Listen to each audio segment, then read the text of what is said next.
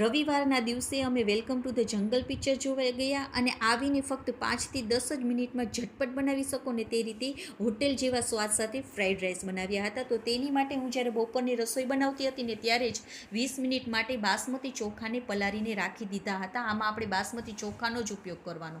20 minute થઈ જાય ને એટલે એક મોટા વાસણમાં પાણીને ઉકળવા મૂકી દેવાનું, જરૂર મુજબ મીઠું નાખવાનું અને આપણે આ જે ચોખા પલાળેલા છે તેને નાખી દઈશું. હળવા હાથે હલાવી ફક્ત 4 થી 5 જ મિનિટમાં એકદમ સરસ એવા તમારા બફાઈ જશે. ભાતનો દાણો મોટો થઈ જશે અને તમે તેને જોશો ને એક હાથમાં લઈ અને હળવે હાથે તમે તોડશો ને તો તૂટી જાય ને તેટલા જ બાફવાના છે. મીન્સ કે 70 થી 80% જેટલા જ આપણે ચોખાને બાફવાના છે. જો વધારે બાફી લેશો ને તો આ તમારા ચોટેલા લાગશે, છૂટા છૂટા નહીં થાય. હવે એક આપણે જાળીવાળા વાસણમાં તેને લઈ લેવાના છે.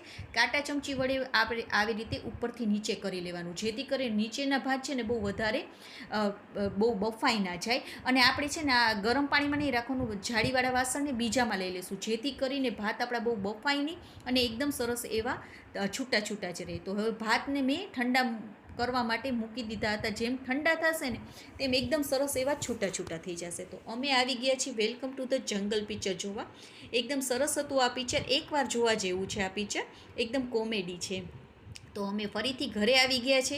તો હવે મેં અહીંયા ડુંગળીને ઝીણી ઝીણી સમારી લીધી છે, સાથે મેં અહીંયા ગાજર અને કેપ્સિકમ લીધું છે, તેને પણ ઝીણું ઝીણું સમારી લીધું છે.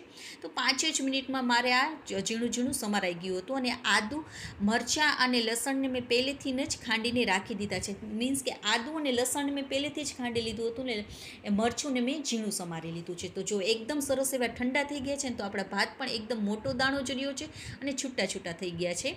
તો થોડું મેં છે ને કાઢી લીધા છે ભાતને. તો હું સવારના મોરિયરાજને ફરીથી ફ્રાઈડ રાઈસ બનાવીને લંચ બોક્સમાં આપીશ. ઠંડા થઈ જશે ને તો પણ બાળકોને મજા આવી જશે. 2 ચમચી તેલને હવે ગરમ કરવા મૂકી દઈશું. જાડા તળિયાવાળું વાસણ જ લેવાનું ને આવી રીતે ફરતે તેલને લગાવી દેવાનું છે. હવે પૂરી પ્રોસેસમાં આપણે આ ફૂલ ફ્લેમ જ રાખીશું, જેથી કરીને સ્મોકી ફ્લેવર આવશે ને તો એકદમ બહાર જેવો જ ટેસ્ટ આવશે. હવે આદુ અને લસણને મેં ખાંડી લીધા હતા અને લીલું મરચાંને કાપી લીધું છે, તો તેને નાખી દઈશું. તેને સતળાઈ જાય એટલે ઝીણી સમારેલી ડુંગળી નાખવાની છે. તેનો કલર ચેન્જ નથી કરવાનું, કાચા પણ વયું જાય ડુંગળીનું ત્યાં સુધી જ આપણે તેને કૂક કરીશું. પછી મેં અહીંયા ગાજર અને કેપ્સિકમને ઝીણા ઝીણા સમારી લીધા હતા, તે નાખી દઈશું. એકદમ ફટાફટ 5 જ મિનિટમાં તમારો આ વઘાર બનીને તૈયાર થઈ જશે.